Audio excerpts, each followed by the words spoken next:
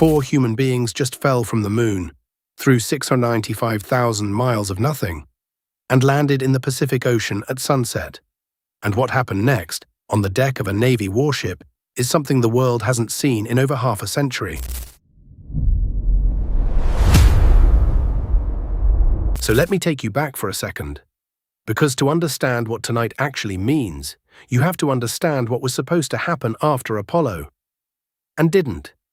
See, the original minds behind the moon program, the Gilruth, von Braun, Mueller generation, they had a vision. And it wasn't just plant a flag and come home.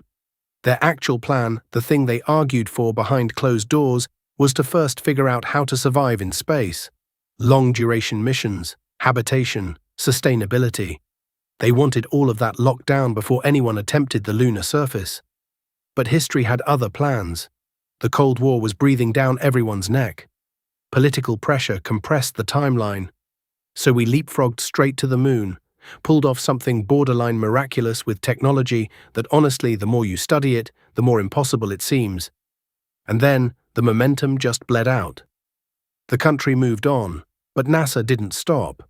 Quietly, methodically, they kept building toward what those original architects always wanted. They recognized early on that throwing away a spacecraft after one flight was a dead end. So they built the shuttle, a winged, reusable spaceplane, and then they used that reusable machine to construct a permanent space station. And for a quarter of a century, crews lived and worked up there, learning everything from how bones weaken in microgravity to how to grow food where there's no soil. All of that, decades of unglamorous, painstaking work, led to tonight. 53 years later, we are finally where those Apollo dreamers wanted us to be. Not just visiting the moon for a photo op, going back with the knowledge, the technology, and the intent to stay. That gap between 1972 and now wasn't wasted time, it was the longest runway in human history. And tonight, the wheels just left the ground. So let me take you back for a second. Because to understand what tonight actually means, you have to understand what was supposed to happen after Apollo. And didn't. See, the original minds behind the moon program, the Gilruth, von Braun, Mueller generation, they had a vision. And it wasn't just plant a flag and come home. Their actual plan, the thing they argued for behind closed doors, was to first figure out how to survive in space. Long-duration missions, habitation, sustainability. They wanted all of that locked down before anyone attempted the lunar surface. But history had other plans.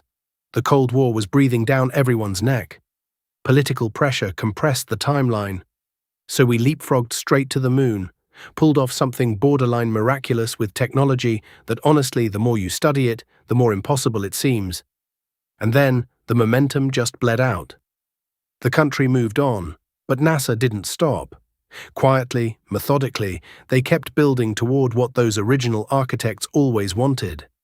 They recognized early on that throwing away a spacecraft after one flight was a dead end. So they built the shuttle, a winged, reusable spaceplane, and then they used that reusable machine to construct a permanent space station.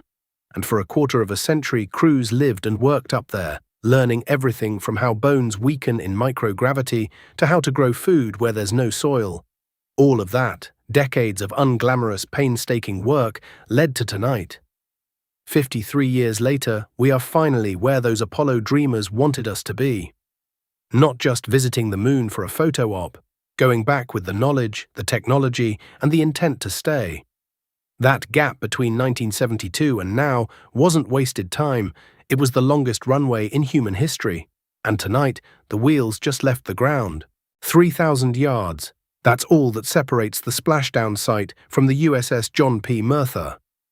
A minute-long flight, maybe less, the first helicopter banks toward the flight deck. 550 sailors and support crew are already positioned, watching, filming on their phones, holding their breath a little. Wheels down, pilot Victor Glover and Mission Specialist Christina Koch are aboard that first bird. The second helicopter follows close behind, carrying Commander Wiseman and Mission Specialist Jeremy Hansen, the Canadian astronaut, the first person from another nation to fly a lunar mission. Wheels down again, all 4 crew members, now on a Navy warship in the Pacific. And here's where the numbers dissolve and it just becomes human. Victor Glover steps to the edge of the helicopter, legs dangling over the side, and that grin, that unmistakable full-face Victor Glover grin, breaks wide open. Christina is right beside him, partially blocked by a camera angle at first, then leaning out, waving. The kind of wave that says, "I can't believe we actually did this."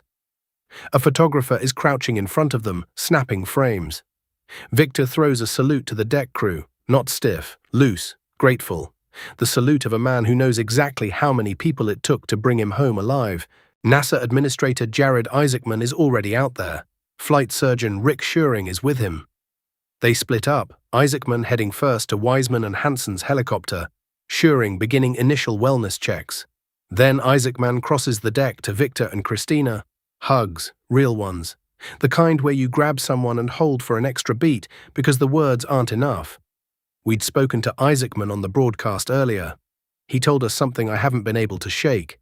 He said the kid in him, his exact words, the kid in him was giddy. Absolutely giddy. And honestly, that might be the most accurate description of what everyone on that ship was feeling. Not professional pride, not institutional satisfaction. Giddiness. The pure, childlike version of wonder that doesn't care about decorum. One by one, the crew begins the short walk across the flight deck to the medical bay. Less than 60 seconds on foot. That's why helicopters made sense. Skip the ocean transfer, land them right where they need to be. Jeremy Hansen walks first, waving to the crowd above. Sailors packed onto the upper levels, cheering, clapping. Christina follows. She pauses, looks up at the faces lining the rails. You can see it register on her, the scale of the welcome. She looks thankful in a way that goes beyond polite.